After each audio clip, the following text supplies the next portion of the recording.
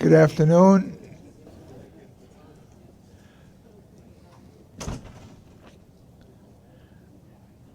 My name is David Mack. I'm chairing the committee meeting today for Bridges and Tunnels. And I'd like to have an approval of the minutes. Second? Okay. Mr. Chairman, I know there's some of the committee members in the conference room. I just want to make sure from a legal perspective that we have enough for a quorum here with the four of us to approve the minutes. Yeah. We do? Okay. Okay. And Now, do we have any public speakers today? Yes, we do. We have 8 public speakers. Okay. So we would just like to remind the speakers that there's a 2-minute time for public comment. The first speaker is Neil Weissman, followed by David Wenger.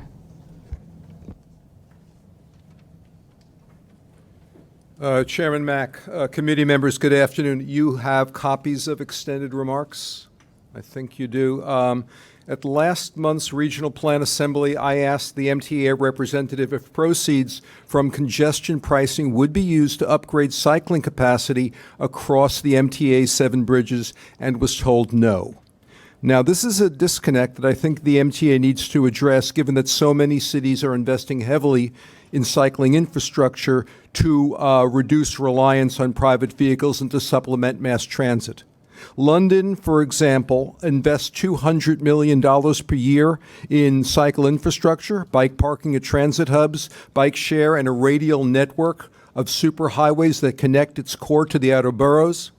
In 2017, Transport for London performed a strategic analysis to provide a framework for further expansion. Some of that data is visualized in the 8 maps you should have in your remarks.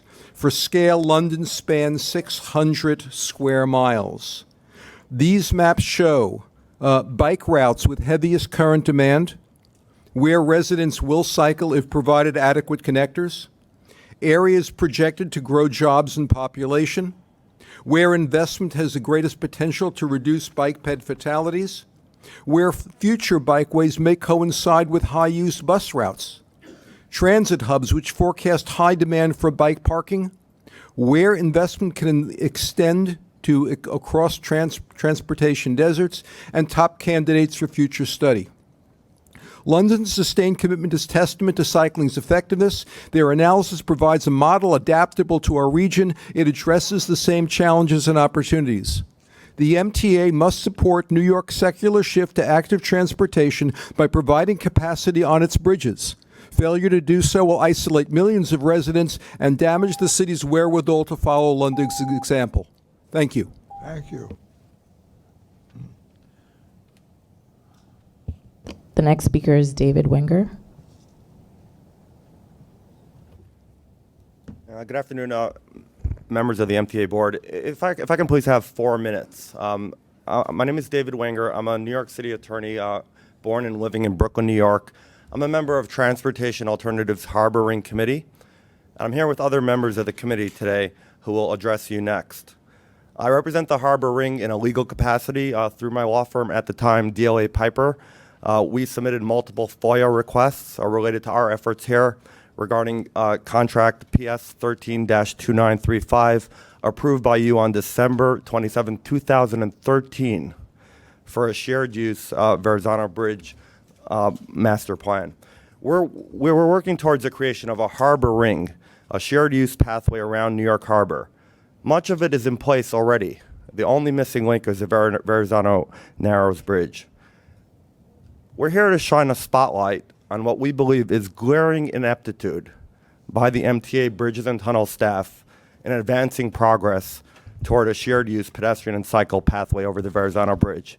It is nothing short of a tragedy that as we approach 2020, our city and that spectacular bridge doesn't have a pedestrian and bicycle pathway.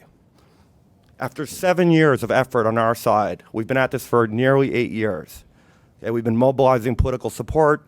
We've garnered extensive media attention, thousands of petition signatures, dozens of communications with the MTA. working with private engineers at our own expense.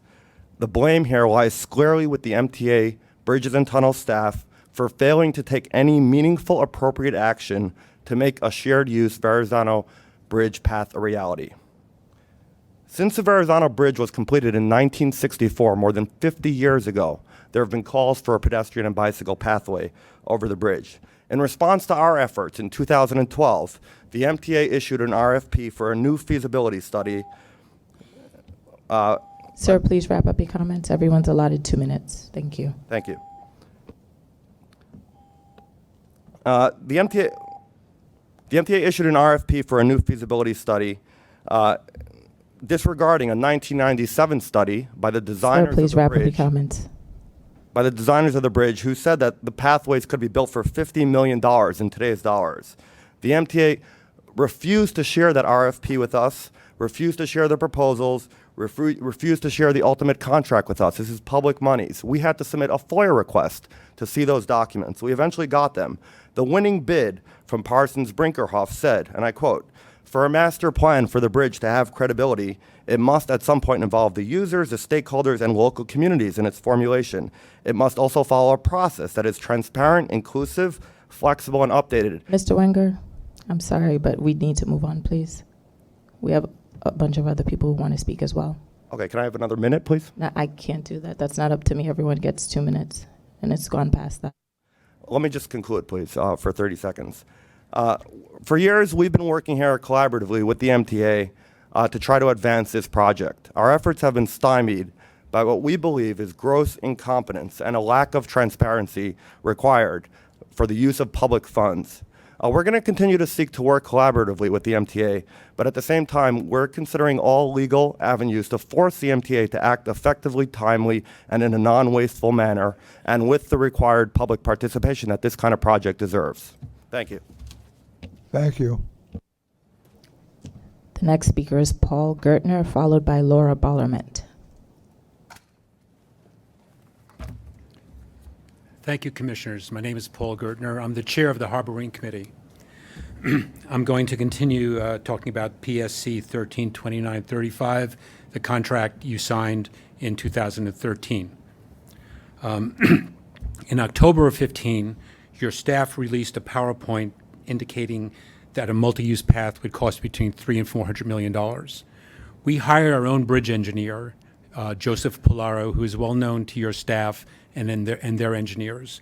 And he determined that a 1997 Amman & Whitney scheme could be built today for $65 to $70 million. We began asking for meetings with your staff to find out why their price tag was so high. We were concerned that they loaded the specs and made it outlandishly too expensive. We were finally granted a meeting in June of 2017. We met myself, Paul Steely-White of TA, our engineer, Joseph Polaro, and your staff members, Aris Staphylopoulos and Richard Ravitt, and also two senior VPs from Amman & Whitney and WSP, also known as Parsons Brinkerhoff. We were told that the reason for the high cost estimate was a requirement by the New York Fire Department that a full, large fire truck be capable of going on the pathway, even though the lighter weight pathway could support an emergency vehicle. We were told by Mr. Staphylopoulos that the Belt Parkway ramps were nearing the end of their useful life, and a pathway of this magnitude could not be built for at least 15 years. Our request, I have two requests of you commissioners. One, determine why your staff has either not completed the report or held it back from the public, and instruct them to release it to the public, all WSP work products that have been paid for under this contract. This is paid by our money, taxpayer money, public money. Two, if Please wrap up your MTA staff comments, is sir. holding on, one more minute, ma'am, 30 seconds. If MTA staff is holding on to a final draft report that indicates $300 million plus price tag, inform your staff and WSP to immediately undertake Mr. a Gertner, revision please wrap up your comments. without delay to include reconsideration of any out-of-the-ordinary engineering safety assumptions, such as the fire truck, that could lead to prohibitive cost estimates, and this time with full public engagement and transparency. We've been at this since 2013. The only thing that's changed since then is the amount of press and publicity about why your projects cost so much and why they never get done.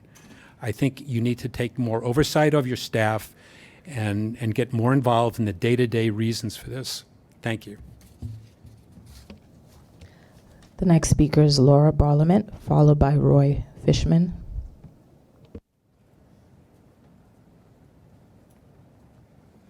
Good afternoon. My name is Laura Barlament. I'm a resident of New Brighton in Staten Island, and I'm here today to speak in favor of a pathway for cyclists and pedestrians on the Verrazano Narrows Bridge, and to offer a proposal for taking steps toward its implementation. Cycling is growing on Staten Island, as it is in the rest of New York City. Verrazano Summer Streets is a way to test the idea of cyclist and pedestrian usage of the Verrazano Bridge. Verrazano Summer Streets is a proposal created by the organization Bike South Brooklyn to temporarily open access to a lane of the Verrazano Bridge for pedestrians and cycling. We propose that this test be conducted during the summer, when the MTA can monitor its effects on traffic flow. This proposal recommends repurposing the right Staten Island-bound lane on the lower level, as it has the easiest access points on both sides of the bridge. Staten Islanders have few ways to exit our island, and particularly few to access the rest of New York City. Staten Islanders have the longest commutes in the nation, and lack of connectivity is a big problem for Staten Islanders. We need more options. Staten Islanders should be able to cross the Verrazano Bridge on foot and on bicycle, as we will soon be able to do on the Goethals and Bayonne bridges to New Jersey. The Verrazano Narrows Bridge is integral to life on Staten Island. Its presence permanently changed the character of my borough by bringing in a huge population influx. Now the island is choked with traffic and is underserved by transit. The MTA can be a leader in making a new positive change in the borough's character by introducing another game-changing piece of infrastructure, a bicycle and pedestrian pathway on the Verrazano Bridge. Thank you. The next speaker is Roy Fishman.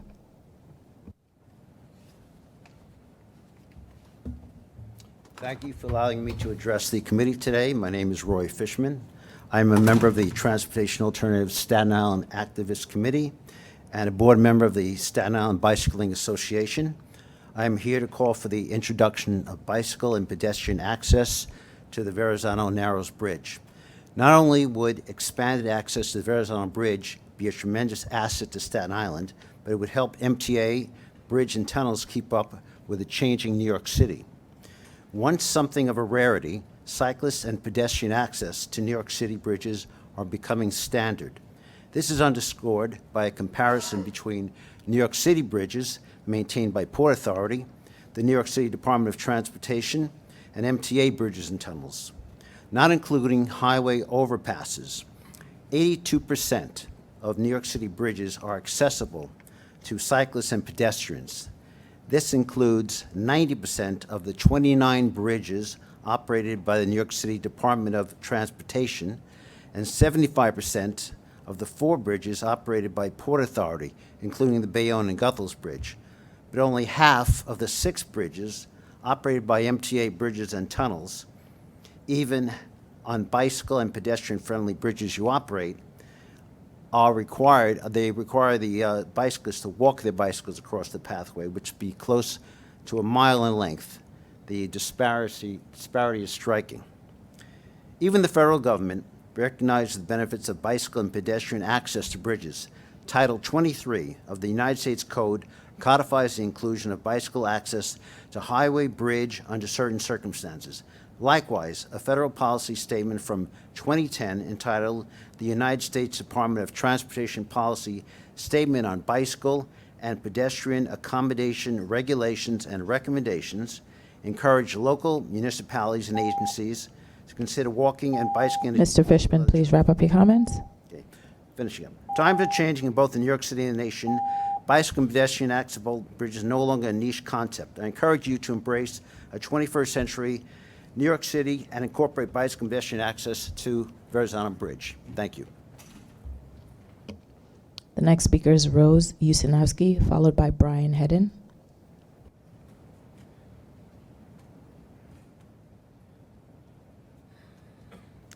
Hello, my name is Rose Ushanowski. I'm a lifelong Staten Islander, currently living in the neighborhood of Stapleton.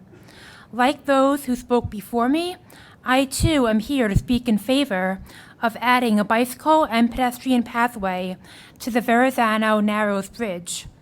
By now you have heard an overview of our past discussions with the MTA Board over the proposal and our ideas towards its implementation. I will now place this proposal into the context of our larger goal for the Harbor Ring. The Harbor Ring is envisioned 50-mile-long bicycle and pedestrian pathway circumnavigating New York Harbor and uniting Staten Island, Brooklyn, and Manhattan in New York with Hoboken, Jersey City, and Bayonne in New Jersey. The Harbor Ring encourages economic growth and bicycle tourism, connects disparate neighborhoods, provides the building tools for healthier communities, and provides a new way to experience a larger New York City metropolitan region. The completion of the Harbor Ring is predicated on gaining bike and pedestrian access to the Verrazano Narrows Bridge.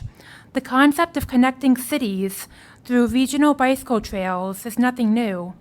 It's a basis of the popular East Coast Greenway, which the Harbor Ring, if completed, would connect to. Here in New York State, an understanding of the economic benefits of bicycle and pedestrian infrastructure led Governor Andrew Cuomo to announce the much-anticipated Empire Trail, yet another trail that the Harbor Ring would link to.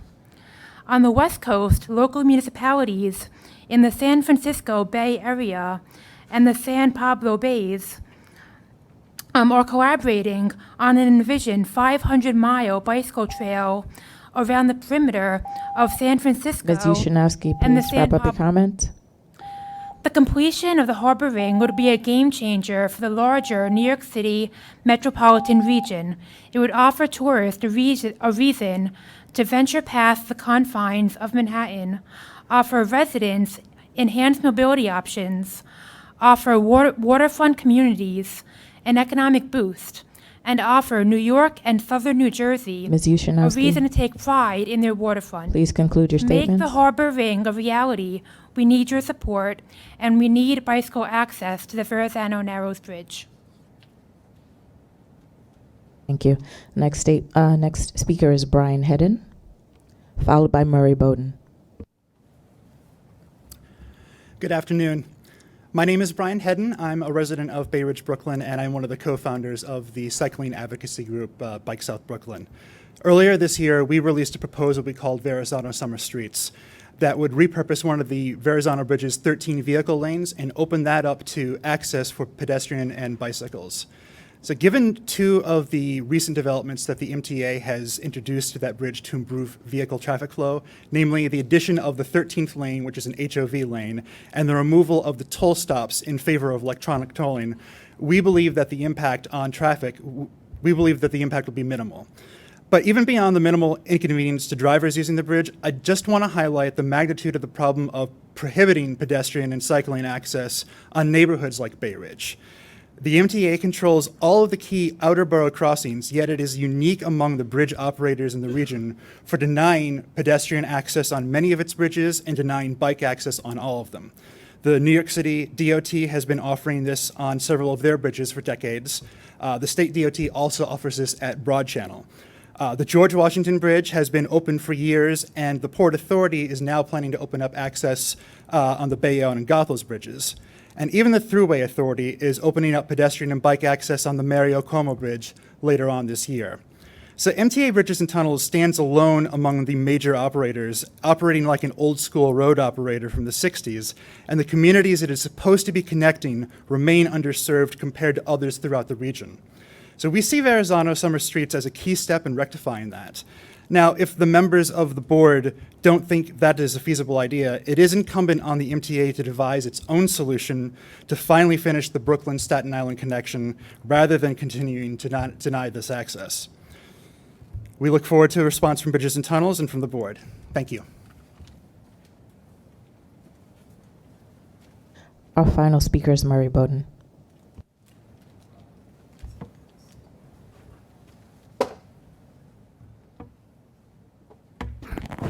I'm getting shorter. This is my Bridges and Tunnels Easy Pass transponder. This is the bag you supply so you can put the Easy Pass in there and it's not red. I will never, ever take it out of the bag again. I will keep it in the glove compartment in case a police officer wants to know if I have an Easy Pass account. I have it. You read my plate. You've read my plate. I've gotten on my Easy Pass bill. It says ID number / plate number. And it has my license plate number because I went through an Easy Pass without this on the window. Easy Pass readers are not useful anymore. You read my plate. I was in Maine. I got a bill from Maine on my Easy Pass account without the transponder in my window. It is my job is to provide you with information. It is your job to act on that information. I can't ask you to do anything anymore. I was called on it.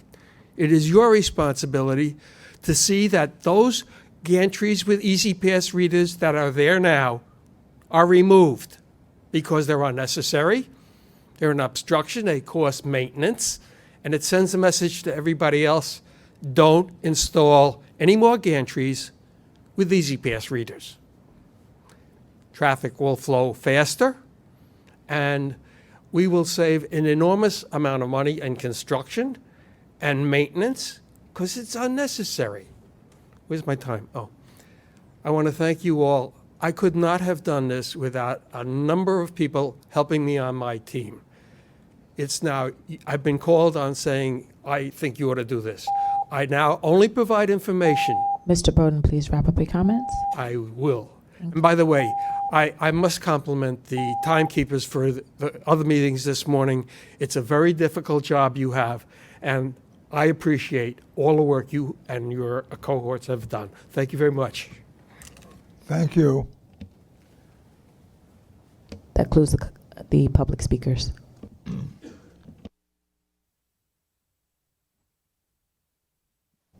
Hello? Good.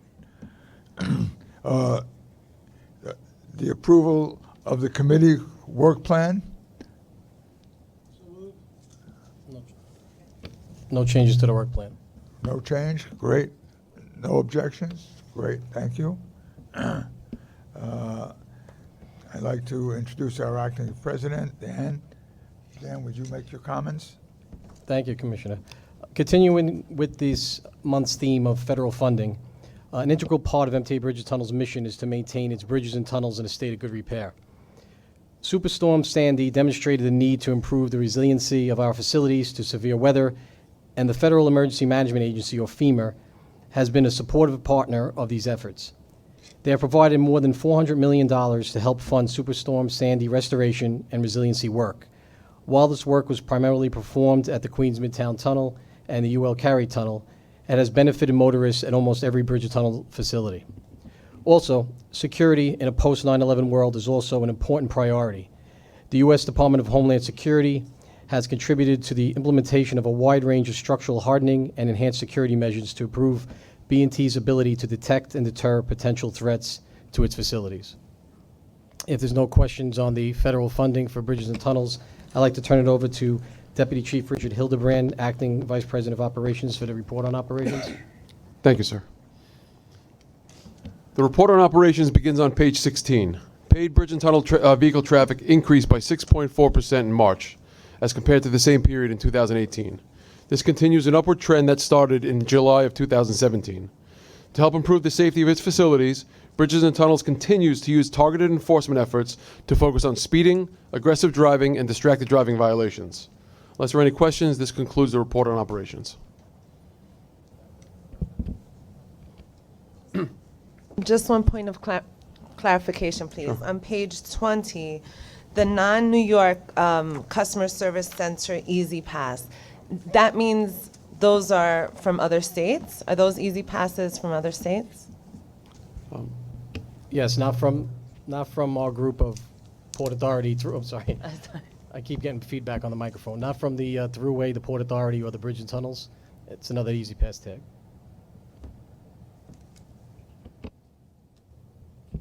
Any other questions? Okay, report on safety, Vice President Eric Osnes. Thanks, Dan. The total collision rate continues to trend lower in the 12 months through March 2019 compared to the 2 previous years. The collision with injury rate is slightly higher than in the previous 2 years. The employee lost time injury rate improved in March 2019, and the 12-month average is now only slightly higher than the previous 2 years. Contractor injury rates over the past 12 years are in line with the previous 2-year average. And that concludes the safety report. Eric and Daniel, as you know, I've been a proponent and a provocateur on the safety topic, and you have responded well over a long period of time, and I appreciate that, both you, Daniel, and your predecessor, Cedric. I am starting to notice numbers are creeping back up in some areas, not all areas, but some areas. The Verrazano is particularly troubling from the data on page 34, and the Bronx Whitestone is equally troubling, but not as much. Do you have any thoughts, A, on the Verrazano, and B, are you continue to provide the kind of attention that we've historically been providing these last 12 months? You hit on the 2 facilities that we're targeting as the Verrazano Bridge and the Whitestone Bridge. We're seeing an increase in traffic. I mean, we're hitting over a million vehicles someday coming over our facilities, and the Verrazano alone is hitting numbers of 200 and 220,000 vehicles. A lot of those vehicles are heading eastbound towards the Bell Parkway, and right now that roadway cannot handle the amount of traffic that we're putting through, especially with the gantries and the toll booths down and everything. So traffic is getting to these areas quicker, backing up the facility, and that's what we're seeing, and that's what we're targeting. Same with the Whitestone Bridge and the Cross Island Parkway, where we see traffic backing up from the Whitestone Expressway side. And it's a similar result at the Whitestone Bridge. But we know this, and that's what we've been targeting.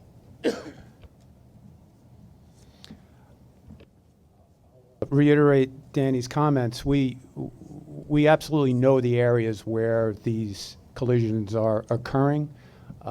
We are surveilling, communicating, doing what we need to do to try to control as much as possible. The amount of volume that's occurring on these areas or at these areas is significant, and that is a primary root cause to the increase in the collision count that we're receiving at both of these areas, with the Bronx Whitestone and the Verrazano. The only thing I'd add is that when you look at the data on page 35, the whipsawing on Verrazano month to month is dramatic. I mean, it will go up and down 50 to 100% each month. So there's something going on where obviously you're tending to it, but let's revisit it next month and see how you're doing. Absolutely. Thank you. Next, the Customer Environmental Survey, Vice President Pat Parisi. The Customer Environment Survey for the first quarter of 2019 begins on page 37. The report includes a new travel time table on page 40. Highlights include travel time is now broken down by direction of travel for both AM and PM rush hours. Peak travel times are compared to the same period in the previous year to measure how congestion is changing. A travel time index metric, or a TTI, is introduced to measure B&T facility congestion using a ratio of peak to free flow travel times. Overall, almost all B&T facilities are either moderately congested or uncongested in peak times, and the first quarter travel times improved slightly compared to 2018 and are approximately 20% better than before the implementation of cashless tolling. There were significantly fewer potholes repaired in the first quarter compared to the same period in 2018 due to a very mild winter coupled with a robust paving and redecking program.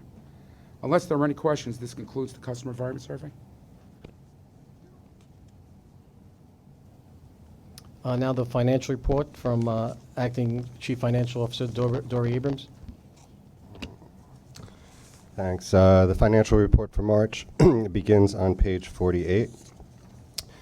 At nearly $235 million year-to-date, support to mass transit total just over $28 million higher than our adopted budget. Year-to-date toll revenue was nearly $5.9 million above budget at $451.7 million, largely due to better than expected traffic volume. As revenues rose, expenses were below budget by 17.9 million, totaling 117.1 million for the year-to-date through March. Unless there are any questions, this concludes my report. Yeah. What is the tolls by mail collection rate, and what is the period that that's measured? So the entire collection rate is reported in the book, and we're looking at the amount collected through March of this year, based on transactions that occurred from October through March of October 2017, when we first went live, to March of 2018, because it takes that long for the transactions to age before you start to see realistic collection rates. Tolls by mail is specifically reported separately in the It's book? combined. It's Easy Pass and tolls by mail. I'm just asking about tolls by mail. Okay, well, you're asking on what the tolls by mail collection rate is? We'll have to get back to you on that. Okay. Thanks. Great, thank you. Is the better than budget revenues because of not too much snow or ice this winter and more people driving, or is it a result of something else, do you think? Well, traffic trends overall have been up, as Rich Halloran just reported, on a year-over-year basis, and they're above budget as well. The winter weather was relatively mild overall, so that is an impact, but we also feel it's more than that. It's modest improvements in the economy.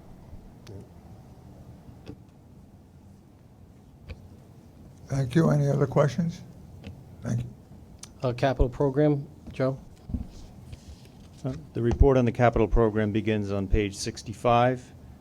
Through the end of April, B&T is exceeding its plan for capital commitments in terms of both dollar value and the number of contracts awarded.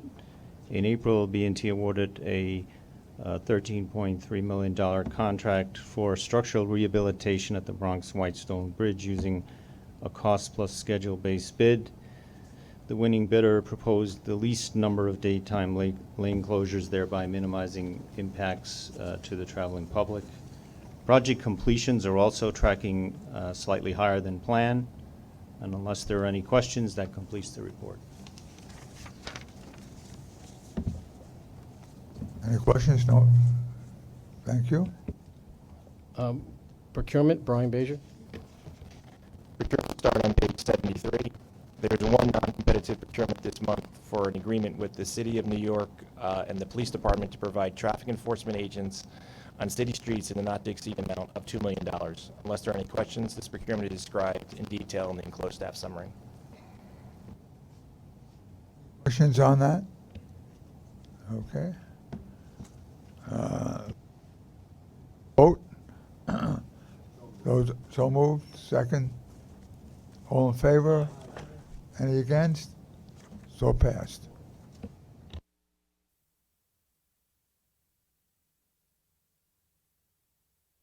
Okay, if there's no other questions, I'd like to move for an adjournment. So moved. Very good. All in favor? Aye. Thank you very much.